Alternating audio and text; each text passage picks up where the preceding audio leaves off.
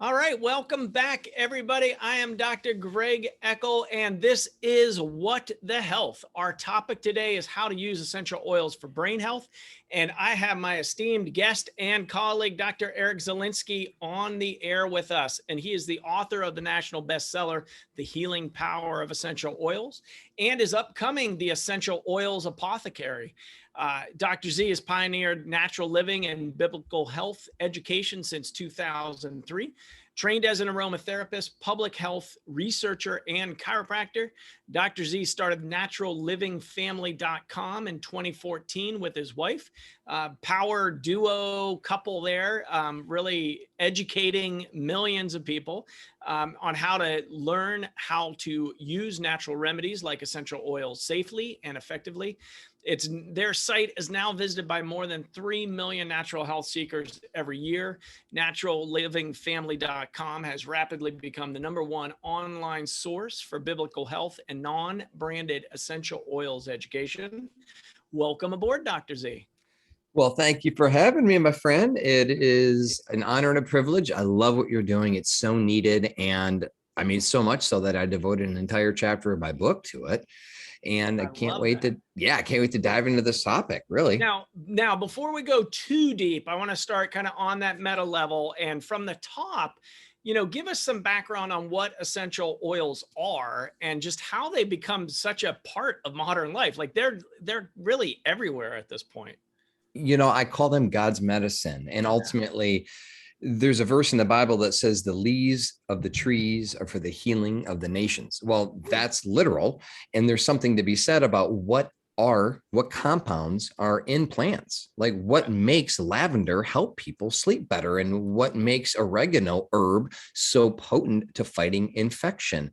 And there are components to that, plant-based chemicals. Now, we hear a lot about bioactive compounds in the context of antioxidants, polyphenols, the things that boost your immune system, but essential oils are actually bioactive compounds, which means it's a fancy word for saying you don't need them to live, but they really make you healthy.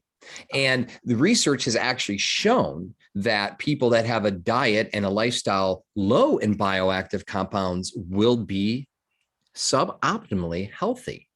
And that's important because you focus, and I don't want this to be a nutrition class, but we super hyper focus on carbs, fats, proteins, even vitamins and minerals as like you need these essential nutrients to live. But what about fiber? Like that's not an essential nutrient, but if you don't eat fiber, your digestive system is going to be angry at you. What about those polyphenols and carotenoids? What about those essential oils that help your immune system and your body function optimally? So ultimately, when you put your nose into a rose and you smell your favorite herbs, those volatile organic compounds that are being emitted from the plants, those are the essential oils. And when you distill them down, and if you're watching in a video or if you're listening, you might have seen an essential oil bottle. But if you're looking at this video right now, this bottle that you're looking at is roughly 3 pounds of lavender flowers. Wow. That's hard to conceptualize when one flower, one blossom, one leaf is lighter than air. That's why you get this concentrated plant-based compounds together. And truthfully, this is plant-based medicine. And where I come from, I love supplements. I love nutrition, mind, body exercises, prayer, meditation, yoga, so all that stuff. But in my world, nothing brought my health to the next level when it comes to combating disease, infection, and having a medicine cabinet. Yeah. That is really what essential oils have been for me, is filling up my medicine cabinet with the things that my family and I need to be healthy. And then we just got hold of it, and it's been fun. It's been a fun journey. That's really awesome. It's one of my one near and dear to me as a naturopathic doctor and Chinese medicine practitioner. I couldn't agree more.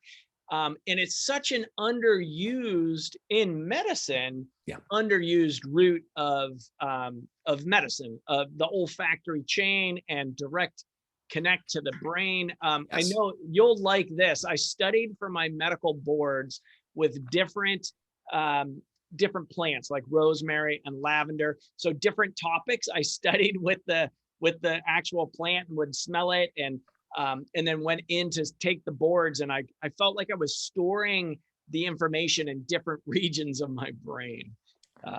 Oh, you do. And you make a good point. I mean, there's multiple facets to using essential oils. Again, you're talking about the typical aromatherapy. Our ancestors burn incense and leaves. I mean, that was what people did because they never had essential oils. I mean, let's kind of even go back a step. Yeah. When you go to the store or online and buy the liquid version of essential oils, that wasn't invented until the 9th century AD by Arab alchemists. Like steam distillation wasn't around 5,000 years ago. So our ancestors used to put herbs and spices and roots and bark into herbal extracts. That's basically what they did. And they allowed these plants to seep through olive oil and sesame seed to have a nice, aromatic healing benefit to it. But what we see now is relatively new in the timeline of humanity. And we're talking true medicinal effect. Like, what do you think? I mean, when I learned this, Doc, it blew my mind. What do you think combat medics used in World War I and World War II before the antibiotic, before the onset of Purell, before these antibacterial lotions and potions? We're talking essential oils were used in the World War to combat gangrene infection, like lavender, tea tree, lemongrass, oregano, clove. Wow. And so, like, what happened? Well, let me tell you, we got a little lazy and maybe a little great marketing where pharmaceutical companies said, hey, what if we give you the potency of all those essential oils, but you don't have to smell, you don't have to get messy, and all you do is take this white shiny pill. Boom, antibiotic came around the mid-40s. That's really what happened. Same thing for your hand sanitizers and same thing for all the other things that we use today. But ultimately, if you're looking for true plant-based medicine that you can ingest, that you can apply topically because they're transdermal. These essential oils will penetrate into the cellular level of your body just by applying them topically. Well, that can only be done through essential oils. You can't get that medicinal effect with supplementation or food. That's the potency of what I'm trying to equate here is if someone's trying to get that nice therapeutic effect of, let's say, Roman chamomile, you could drink chamomile tea, and I love it. We all do. But it'll take up to 20 to 30 bags of chamomile to get one drop. Same thing with blood sugar balancing. This will blow your mind, right? Yeah, you can consume cinnamon bark, but you'll have to consume like 2 tablespoons of cinnamon bark powder, which is a lot, by the way, to get the same effect of maybe 2 drops of cinnamon that you could put in your matcha green tea. And so you start thinking, wow, what is the true efficacy of these things? And ultimately what I've done, and we try to promote this in our books and our work, is we're trying to create a lifestyle where our body care, our cleaning products, once you start ridding and cleansing your life, and you know this more than anyone, the psychogenic aspects of disease and how that can affect you at a neurological level. And when you look at dementia, Alzheimer's, and mental illness like depression, anxiety, burnout, like who today in 2021 has not experienced some effect of trauma, of burnout, overwhelm? I mean, to have something at your disposal that isn't addictive forming, habit forming, that doesn't have any side effects if you use it right, to have that at your disposal is unbelievably empowering. And so this whole aspect of let's minimize the toxins that have an effect on our psyche, on our brain. Yeah. And that's really where in our upcoming book, The Essential Oils Apothecary, I wanted to land the plane for a minute on this Alzheimer's and dementia chapter specifically. And we have a chapter on substance abuse and depression and a chapter on stress and anxiety. But to let you know, like, look, the things that we are breathing in the air, like the true airborne pathogens that we need to worry about, the artificial fragrances, the phthalates, the VOCs that are being emitted from building materials and all those things, like, what that does to the brain, causing brain inflammation, leaky brain. Yeah. Well, boy, oh boy, what if that means we can actually have an effect of how we feel, how we look, and maybe put ourselves in a situation where we're not going to develop dementia and Alzheimer's when we get older? That's the message that we're preaching here. And it's an empowering one for people. Super, super exciting, so timely and very needed. You know, you wrote in 2018, so you're talking about the Essential Oils Apothecary, which is your upcoming book, which I'm excited to help get the word out. Now, you wrote what became the #1 most sold aromatherapy book in the world in 2018. So why the new book? Like, what's changed in the last 3 years that motivated you to put this new book out? Well, practically speaking, I only had so many pages to work with in my first book. No joke. Like Yeah, my publisher says, look, you're going to break the binding here. Like, yeah, so there, I had to decide what to choose, what not to choose. And to be transparent, also, I've been learning a lot, Doc. I mean, sure. at the point when I wrote my first book, it was 2016, 2017. I maxed out my understanding and knowledge. And then I went through aromatherapy school. Then I've spent just literally thousands of hours reading and researching and speaking and interviewing. And I got to this place where I elevated. I up leveled. My understanding did, and the research up leveled. Yeah, There's been hundreds and hundreds of studies that have been done since that as well, right? yeah, So the whole rising tide lifts all boats. You've up leveled. You've interviewed me. You've challenged me. It's like this whole experience with the community that we're so blessed to be part of. And quite frankly, though, my first book, The Healing Power of Essential Oils, it was a 101. It was by design. It was to help people get a good, firm grip. Like we summarized the entire first book into this new book into one chapter because like, look, let's condense it. Let's get you to the point where yeah. The we'll story. get you up and running. So Yeah, once we establish the 101, now we're like, okay. And between us, what really got me was, yes, we help people get the basics down, but the thousands, and I'm not kidding, thousands of emails, comments, chats, instant messages of people saying, but I have this, what do I do specifically? And then it hit me. And the real pandemic, the real issue we've had, like the pandemics, I should say, of heart disease, the pandemic of cancer, the pandemic of diabetes, Alzheimer's, dementia, the leading causes of death, which are mostly chronic conditions that are highly preventable, which is by definition of what a chronic disease is, everybody. It's a preventable condition that's highly treatable that has developed over years.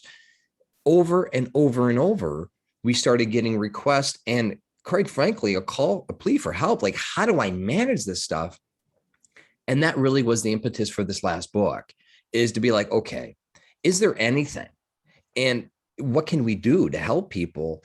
And as I went through the research and my wife and I really started diving deep into this, it dawned on me, there's a lot of support out there in the medical literature. Unfortunately, no one's getting the word out. And what really shocks me, Doc, what really shocks me is as a whole, the medical community, the natural health community, very few communities are approaching chronic disease. yeah, Meaning, bear with me on this. We hear Alzheimer's, okay, that's a subtopic. We hear cancer, we hear diabetes, but what about as a whole? And that's what really motivated me to create a book that helps people manage chronic disease as a whole, holistically, because once you start on the chronic disease route, once the train gets moving, you're never getting off. You start with blood glucose, it develops into obesity. You start with chronic inflammation that leads to cancer. You start with dementia. Next thing you know, you're dealing with Alzheimer's. You start with stress, and now it's leading to substance abuse. Like the chronic disease and its diseases. And so what I'm looking at is not just one, it's not just cancer. yeah. It's not just Alzheimer's. It's not just bone and joint disorders. It's not just arthritis. But did you know there's such an overlap between all of them? And to find somebody with an isolated chronic disease in their 60s or 70s is virtually impossible. It's like you have multiple. That's why most people in their 60s and 70s are on blood pressure meds, blood sugar meds, they're on depression meds, they're on whatever med. And Average it's 5. Yeah, right for multiple diseases that are all chronic in nature, that all play into each other. And so maybe it was ambitious. Maybe some people say too ambitious, but my hope and prayer is that, especially from this talk, people don't think of heart disease as an isolated condition, because your blood glucose levels affects that. Your stress levels affects that. Your mental, emotional health affects that. And same thing with brain conditions. It's not like you just wake up with Alzheimer's. It's like you're pre-diabetic, or you're already diabetic, or you're on your way to cancer. And that's why ultimately, when you look at this whole thing, it shocked me that yes, you're going to find very, very few books for the layperson on, quote, chronic disease as a whole. And there literally isn't one book in the world that discusses how to use aromatherapy for that. And so I'm like, you know what? Perfect lead in, perfect next level on my first book. So long answer to a short question, but I've learned so much along the way. Yeah. And the blessing, if there is such a blessing, right, we could call it a blessing, of this 2020 health crisis, now 2021 health crisis, is that now people are talking about things that you and I have been preaching for 20 years, pre-existing conditions, comorbidities, the fact that now, right, blood glucose, diabetes, and obesity puts people at infinitely more risk of dying of the crisis that we're in. Yeah. And so we're thinking like, wow, right? People are now looking at their bodies holistically. And that I hope to bring more awareness to is that you cannot just isolate one condition, because, right, the foot bone's connected to the ankle bone, which is connected to the head bone. We're whole beings. I know. I love that. You know, it is, I feel like the tagline, "The emperor wears no clothes," is kind of appropriate right now, in that you really hit it on the head on this whole component of, you know, now more than ever, these pre-existing conditions, like perhaps the death rate in the United States was so high because we actually have a metabolically sick population. Like, and nobody is talking about it except for here. And that's why I created this platform. You've got a book coming out on talking about chronic disease as the moniker, not the pieces and parts, and not this system or that, because it is all related. Like we have always talked about root cause, underlying conditions. And this, you really hit it on the head of, you know, this is the tie-in. So kudos. I can't wait to read this book. And get it out to as many people as possible. And, you know, that is one, it's just a natural lead in for me to ask you all watching and viewing, like, this is why we created What the Health. Please, if you think about your loved ones, your community, share this episode with them, because Dr. Z is going to give us some actionable items at the second part of the show. But it is very important that people get this information, because it's not coming from the mainstream media. It's not coming from public health. They've had 18 months, 20 months to educate people on what to do for your health. And yet it was not that. It was stay home and wash your hands. Like, it was bad policy. And so really, I love that. So you're saying in general, almost any chronic health condition, and I do want to put in a piece of that puzzle of the stats on kids now is staggering, that 54% of children now have some chronic illness. Yep. So it is happening earlier and earlier and earlier in life. People are getting sicker and sicker.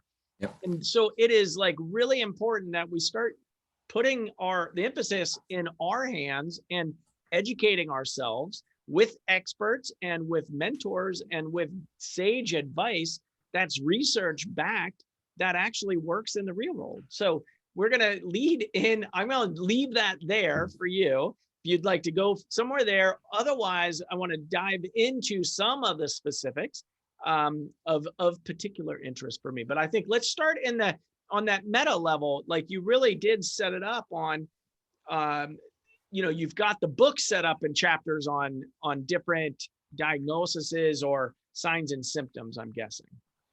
Yeah. And you know what got me is we created two different appendices, and one of which I found myself being repetitive every single chapter, in that, yes, here, just by the way, y'all, I'm very practical, is that essential oils are one piece. They're one tool in the tool kit. and this is what I've said many times, and this is what's repeated over, literally on purpose in the book.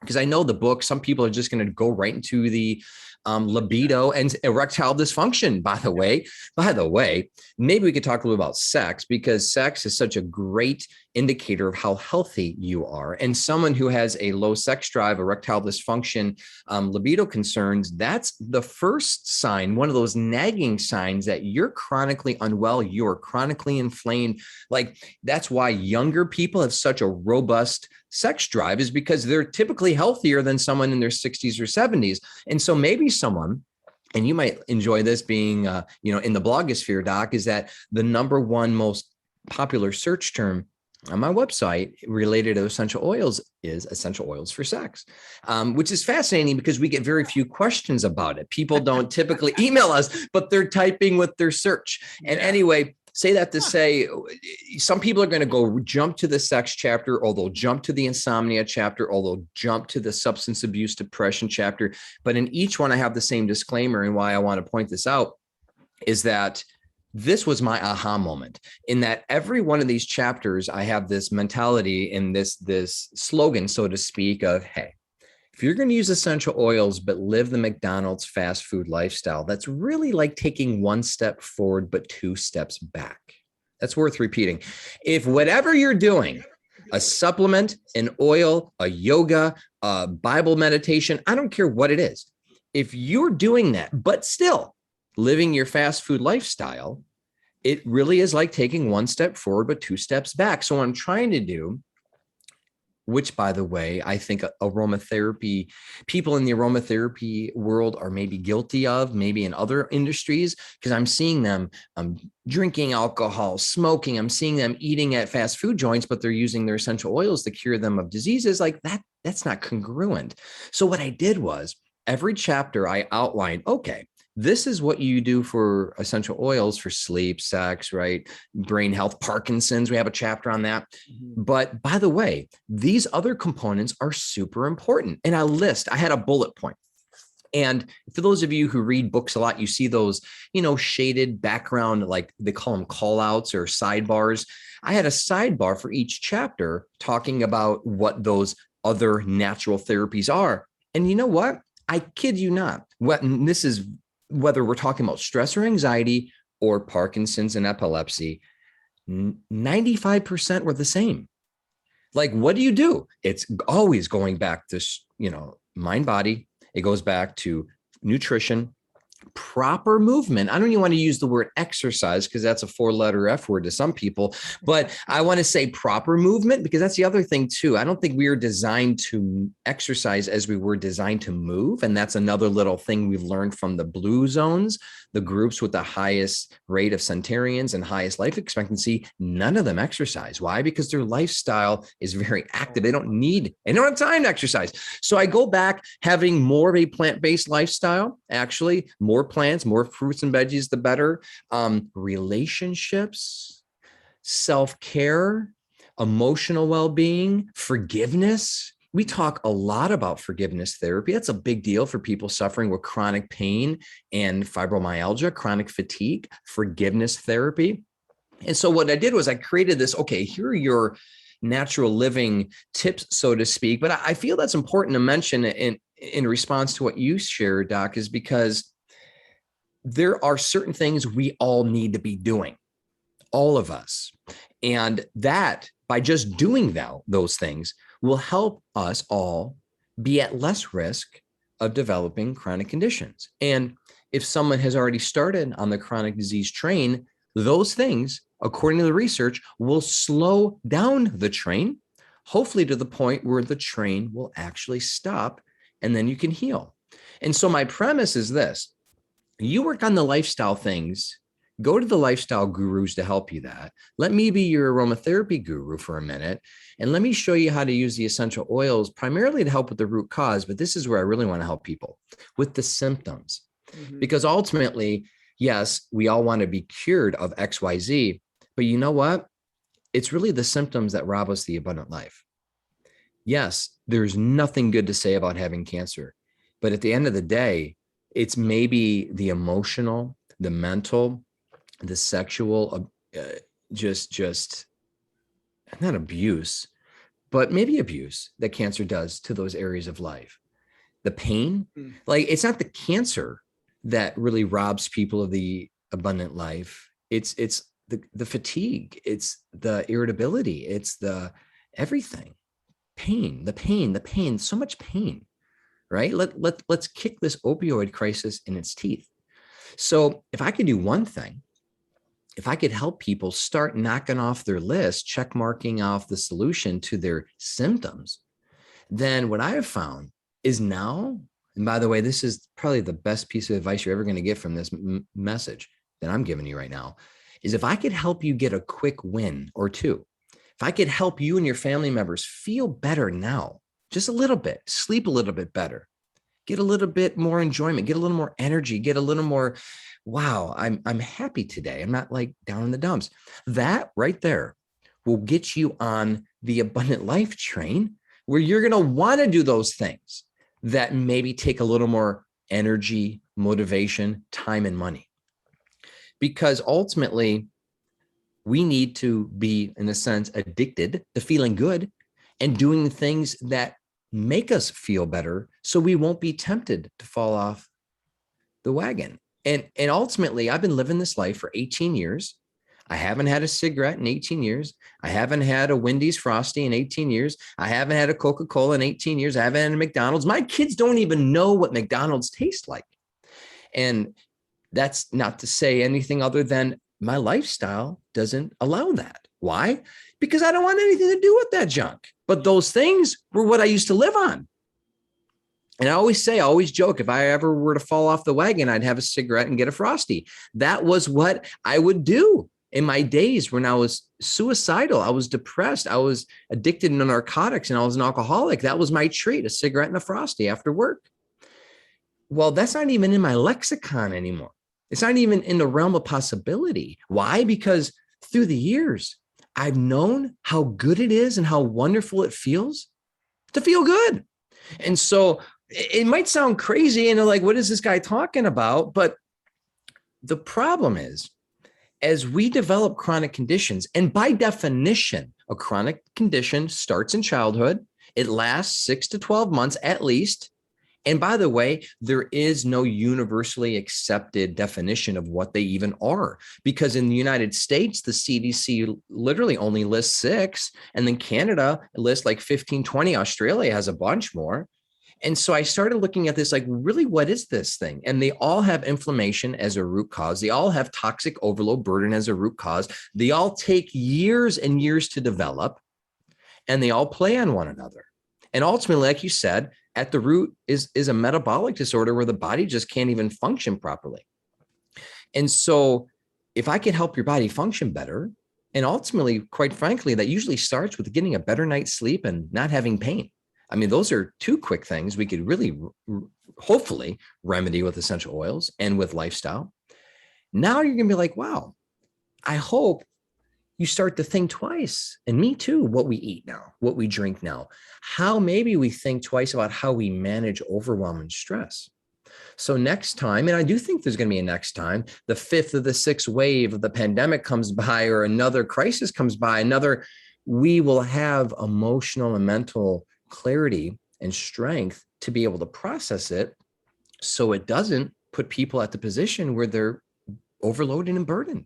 Yeah.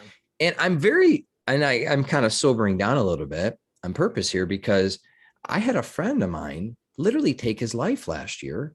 The pandemic got so bad, father of 3, wonderfully successful chiropractor, and it all threw us through a loop. And it was just like, how did this happen? I mean, it was just the overwhelm. It was, more children are killing themselves right now than are dying of COVID.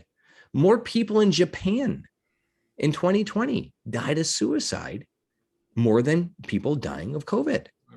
Like, what does that tell us? Is that these poor people were in a position where they weren't even able to properly process the overwhelm that was hitting them for a million reasons. I know it, the body, the health, the mental aspect, the financial aspect, it was like every day. Now you throw in social injustice, you throw in all kinds of cancel culture, you throw in political upheaval. How do we process this stuff? I'll tell you, here's a trick. Imagine, like you mentioned earlier on in your research, right? You talked about the direct pathway through the olfactory system. Did you know that when you inhale something, the olfactory system has no thalamic relay? Unlike pain, unlike any other sensation, which has to be interpreted by the brain. That's why when you stub your toe or prick your finger with a pin, there's that split second and a half before you feel pain. There is no split second between when you smell something and the impact it has on your limbic system, which is your mood, your memory, your emotions. So if you want a quick fix to an overwhelming situation, I recommend getting out like lime essential oil or bergamot, orange, lemon. Notice the trend, the citrus oils, which have all been shown to have a GABA type of neurotransmitter producing, serotonin producing antidepressive activity. So that will help your brain. Like, okay, stop for a second. Stop. Let me just feel a little bit better. Let me just kind of calm this craziness. Like bergamot shown helping anxiety, like stopping a panic attack in its tracks. Maybe citrus isn't your flavor. I'll tell you, most people respond very well to citrus. Maybe it's going back to lavender or chamomile or some of the tree oils. And when I was doing more and more research for my book, especially in the wake of 2020, one of the worst things people did was stay inside, because we need to be outside as much as humanly possible. Why? Because the trees emit volatile organic compounds, cypress, sandalwood, frankincense, myrrh, pine, fir oils. Like these trees emit volatile organic compounds, which ground us, center us, reduce stress and anxiety, boost production, energy. It's like, that's why when you go outside and you hang out in the forest with your family, or maybe you go to a park, you feel better. I mean, it's clinically proven. It's called forest bathing. I talk about that in the book. And so maybe you tap into this stuff a little bit, but having these tools at your disposal are so empowering, because ultimately we have the ability to bring the healing power of being outside indoors. And then you start to flip this thing on its head, where next thing you know, you're feeling better, you're responding better to stressors, you're sleeping better, your sex drive is back, you don't have to go through 5 pots of coffee to get through the day. I'm not joking here. I mean, people, you don't have to go from opioid to opioid. Like, you're maybe getting to a position where you feel like you're in control anymore. And now that victim mentality comes off you, comes off me, comes off us. And we're like, you know what? I could do this. I could do this. And we share this message and people respond. I just had an email from a woman, precious woman, who said she tried to take her life last month. She overdosed. She was in a coma for 4 days. She woke up livid that she didn't die, not having any purpose, looking for purpose. She gets this random email from me and she said, you know what? I got this email from you and I'm taking it from God. I'm taking it that God sent me an email through you. Yeah. And you know what she said? I'm going to go through this information and I'm hoping to find some purpose. I'm hoping to find some peace. I'm hoping to find some relief from my pain. Like, that's awesome. We don't get that every day, but that's the effect that hope can have. That's the effect that solutions can have on people when you realize that there is potentially a solution, an antidote to whatever it is that might be ailing you. And no, please don't discount, and please don't say I'm saying like there's an oil for a cure for everything. No. I'm just, please re-listen to what I just said. This lifestyle that we live, that Doc lives, we are living out something that's wonderfully empowering. Truly we are. We are living at an amazing time. I love the beginning of that component of getting some wind in somebody's sails. So some of the wins on some of the symptoms. So I did not take anything you said there, Dr. Z, as like, this is the one aroma that serves them all, right? But it is definitely complementary, and it can get some wind in the sail so that you're then making more of the lifestyle changes. Because I think oftentimes people get way overwhelmed because like you have said, you're living at 18 years. And, I started changing my diet in 1996 and I'm still working at it, but it's a continual process. So you do what you can. This is a great way to help support that. I love also the statement that you made a little while back of, put your nose in the rose. And rose essential oil and roses in general was my wife Soraya's favorite thing to do. Anytime we would see roses, we would stop and smell the roses. Yep. And that was the aroma that she wore on a daily basis. So it's like near and dear to my heart, like on a very cellular level. And and then you come to find out that, rose essential oil actually heals PTSD, post-traumatic stress disorder. Like this is like age-old sage information now in a concentrated, really pure distilled varietal that we can access like really all over the globe, which is so exciting to have. Like they're relatively affordable. You can get them a lot of places, and maybe you can talk about quality of oils as well, just on that topic. But in particular, the components of trauma, sorry on your friend, and anybody listening. I mean, everybody's lives we've been touched this year, and if more than ever we realize how interconnected we really are. And again, you never know, that email comes in at the right time, at the right moment, and can be a game changer, a life changer. And like, imagine, I hope she stays in touch with you to let you know, like, what's the outcome. But it's so inspiring to hear, because that you're really paying it forward with the information, with your energetics, the way that you've up leveled and your vibration, and just coming on the show, sharing what you've learned with our listeners and viewers. And, we've got a really great active community of folks that tune in. And, I know that they're sharing this information out, because now more than ever, my daughter works on a teen suicide hotline. And I mean, the stats are staggering. They've gone through the roof, like you shared. And so it's real. It's high stakes of what's happening out there. And we are all in it together. It's not just a hashtag or a tagline, but it's real. We're losing people. Folks aren't having a purpose. They're getting lost in the variety of everything that is happening. And suicide rates are going up. Anxiety, depression rates are through the roof. So we've got to take responsibility. Responsibility. We have the ability to have a response, and this is really should be in everyone's toolkit. I got my kids diffusers for the holiday, and awesome. Get them different blends to start diffusing into their environments. They live all over the country now, and they all thanked me because they feel better when they do it. The lovely recommendation on the citrus as well. So that's a really good one if you're feeling stuck or just kind of into that darkness. So wow, that was a ton of information, Dr. Z. I want to empower people with, when it comes to chronic disease, and we're touching base on the big ones. I mean, let's throw in fatty liver. We already talked about, I didn't mention COPD, heart disease, right? Cancer, Alzheimer's, dementia. You see at the core is this unrestrained chronic inflammation that has psychogenic aspects to it. All right, my good friend, Dr. Tony Jimenez, integrative oncologist, he shared with me that at the root, cancer is an emotional disorder. That's why all of his patients that go through his clinics go through emotional recall healing. And he has not, and I've heard this from multiple oncologists, integrative, natural, conventional, is the emotional psychogenic aspects of disease. And so now more than ever, and we're seeing this, I mean, the Major League Baseball, the mental health crisis there, I'm like, look at the headlines. Look at the headlines right now, all across the board.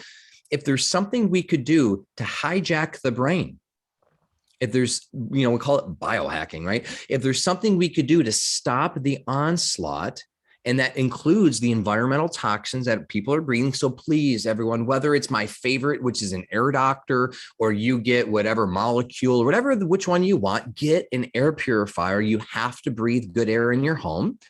and make sure you spend a good quality time outside. And I get it. I'm working right now. I'm sitting down in my office, in my little studio. Like, I am going to be very intentional today to be outside. And so when I go on a conference call, hey, here's a little tip for everyone who maybe you're like me and you enjoy your Zoom mullet. You know, you have your business up front, your party on the bottom, right? When it comes to Zoom. So go outside on Zoom. If you're working from home, you don't need to have your video on. And one thing I always say is I'm mobile, which I am because I'm walking. But I will rarely take a Zoom call with my video on now because I got to be outside. I need my fresh air. I can't be sitting down all day inside every day. So these little tips will help you, like, go outside, make sure you have your mental health breaks in your calendar. Like, we're going on a family walk today. We have to do this stuff. And the thing is, I want to do this stuff. I feel better. And you have that available to you. So ultimately, I want to encourage you all with this. Is not only are you going to feel better, like literally feel better, sleep better, make love better, eat better. Like, you're not going to be tempted to have that fifth piece of cake. Like, I'm promising you little things that the brain will be wired where depression, anxiety, stress triggers unhealthy eating. It triggers really self-hating, self-hating activities. Like, you'll be surprised at you questioning, well, maybe I shouldn't binge watch this fifth episode on Netflix now. Like, you'll find yourself wanting things like, you know what, I've had enough screen time, or I've had enough this, I've had enough that. But you focus on the mental health aspects of things. And that's why I love to diffuse these essential oils, but also body care. We include them. We add essential oils in our body care. We make our own, not using conventional cleaners, which is key. I mean, if you want to get in that sympathetic fight or flight, use bleach. I mean, that's just like, that's toxic to the brain. Women, please stay away from your normal formaldehyde nail polish. That's one of the worst things for you. People don't realize that. Lipstick, you're licking it, you're digesting it. Like, little things we don't think about that you can make your own or buy natural versions of it. But ultimately, once you start again on this train and this anti-inflammatory lifestyle, the pain goes away, the sleep gets better, you are infinitely less at risk of high cholesterol, high blood pressure, obesity, diabetes. And you might be like my mentor, who's 78 years old, who feels great, who could still bench press 250 pounds and on zero drugs. Yeah. And see, that I'm grateful for having a mentor, a man in my life that's shown me a way of living and guided me, like, look, you can get old and age well. So I want to leave you all with that, is that maybe you need to do some damage control, and that's fine. Maybe you need to do some damage control and spend some time reversing some of the damage that we've done with our eating habits. But one thing we can do, and so important, is guarding our heart, guarding our mind, and guarding our emotions above all else. And that will produce infinite benefits. Yeah, love that. Guard our heart, guard our mind. Your third one there? Emotions, guard our emotions. Emotions and our emotions. That's or really soul. Sage, yeah, guard your soul. Sage advice. Okay, so I mean, it's really hard to come back from there, Dr. Z, but I'm going to bring it back into, what is your favorite essential oil for brain health? Because I've got a lot of folks, tuning in around with that particular. Now, we did lay it out like this is all interconnected. They know that. The folks that I'm interviewing on What the Health, we are laying it together. There's that. And then also tying this down to our connection to the planet and nature. Like you talked about, you guys are going, get out in nature, have the gratitude for the planet, but also making non-toxic stuff and bringing that into your house. Like, it's really, you're talking about changing the way the economy is set up so that it's actually sustainable and actually in a thriving fashion, so that as our health improves, the planet improves. And it's that interdynamic and interrelatedness that we've got going there that will help expedite the change that we're needing to see happen out here. Yeah, I mean, that's to answer that first question about what's the number one. My instinct was to say frankincense, because it's rich in sesquiterpenes that have been shown to cross the blood-brain barrier. And that's really important.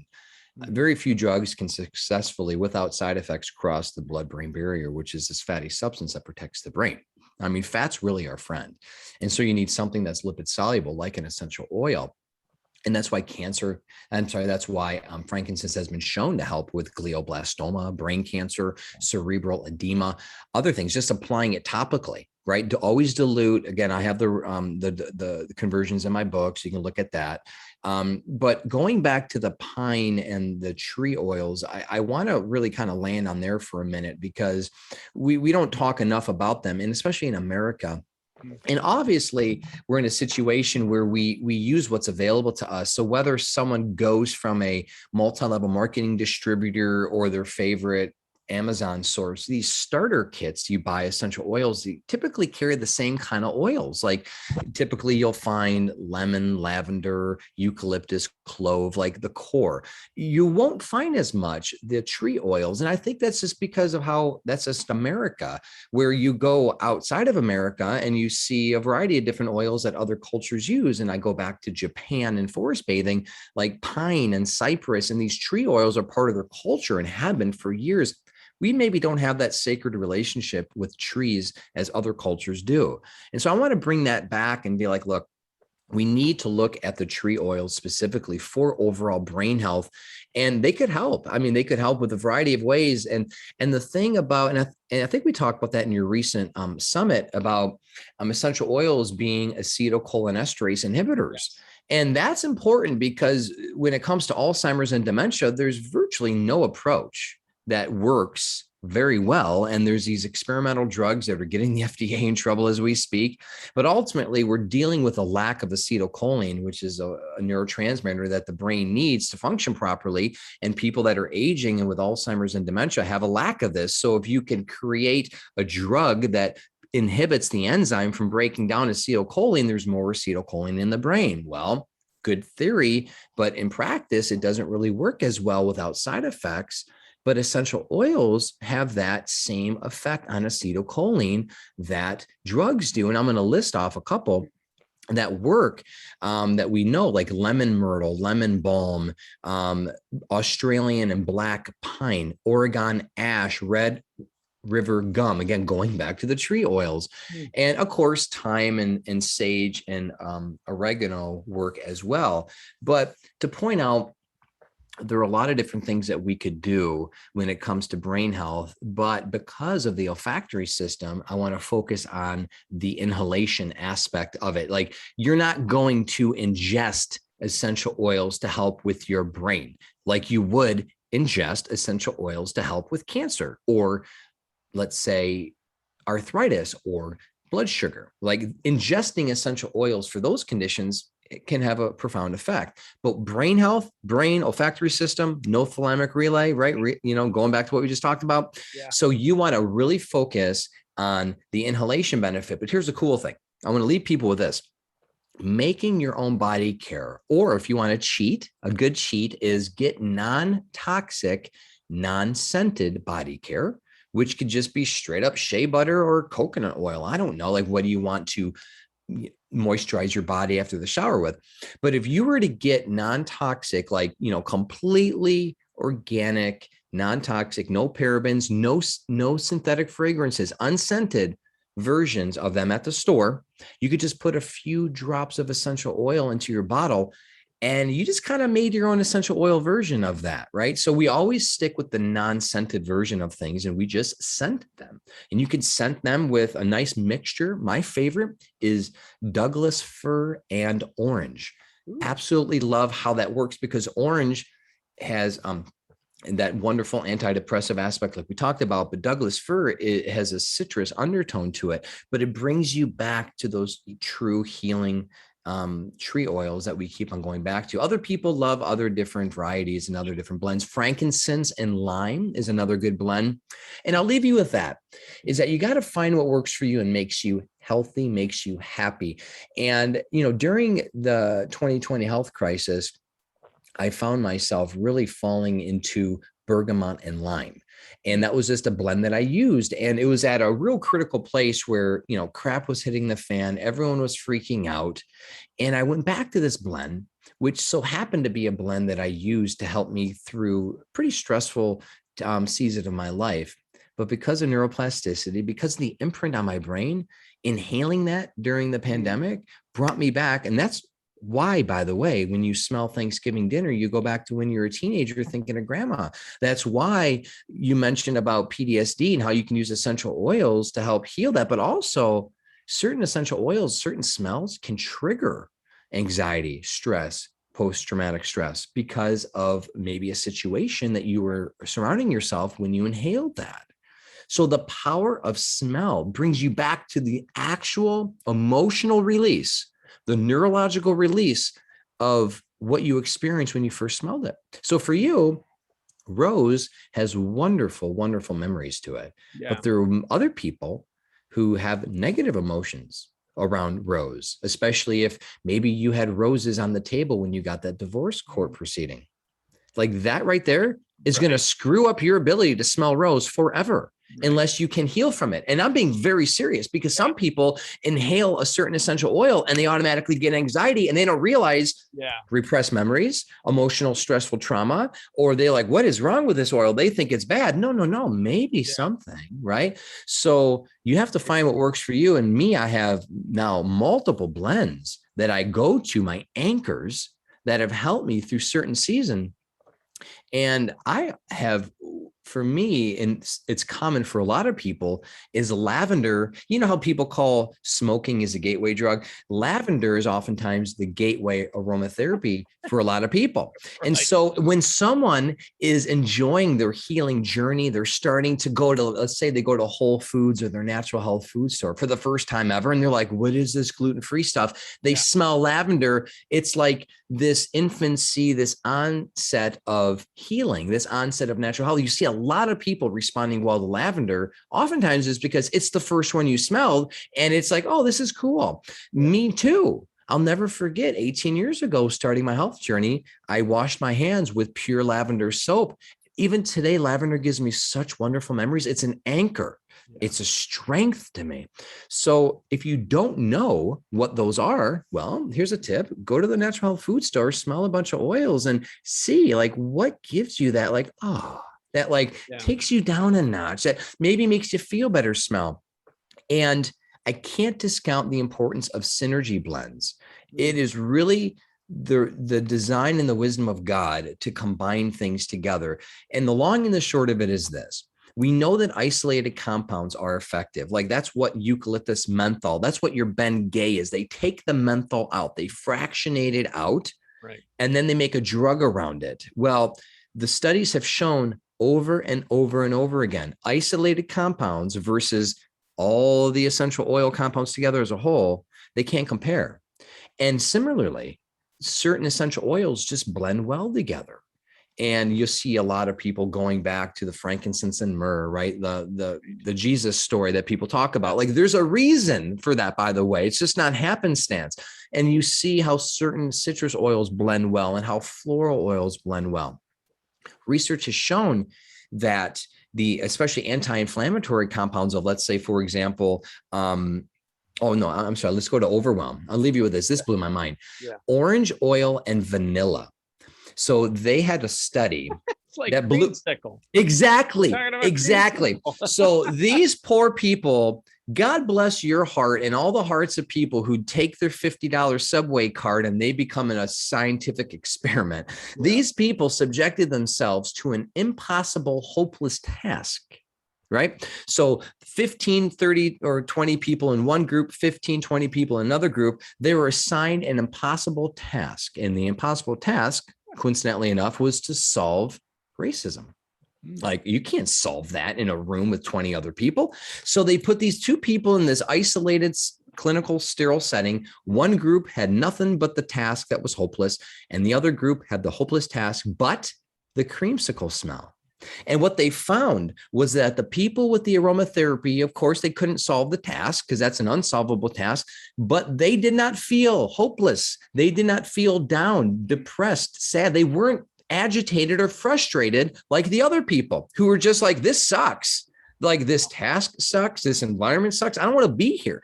And it created, they're doing hopelessness evaluations. Like, again, going back to what we just talked about, who hasn't dealt with some level of hopelessness this last year and a half? Here's a quick hack: orange and vanilla. And I literally, I've never met one person, I'm sure there are, that don't like that smell Yeah. or that flavor. It's wonderful. I love it. I just made it for my kids. I made like a homemade orange Julius for the kids. Orange juice, orange essential oil, a little bit of vanilla, stevia, coconut milk. It's heaven. So anyway, that's a little tip. If you're starting to feel hopeless, if you have a helpless situation, a friend of mine just got a divorce notice from his wife the other day, like devastated, absolutely devastated. I'm not saying this is going to heal it or help restore your marriage or bring your job back or help resurrect the business that just died. But promise you, trust me, get some orange, get some vanilla, put in your diffuser, add it with some coconut oil, put it on your body after the shower. You will feel better. And if it gives you, if your devastation or if your trauma dropped you down 10 notches, what I'm giving you will help maybe lift you up 2 or 3. That's a lot better than being in the pit. Yeah. Right? I'm being realistic here. This is proven to reduce the effects of hopelessness, helplessness, and help you feel better, regardless of what we're dealing with. That's why so many Alzheimer's patients and people in nursing home respond well.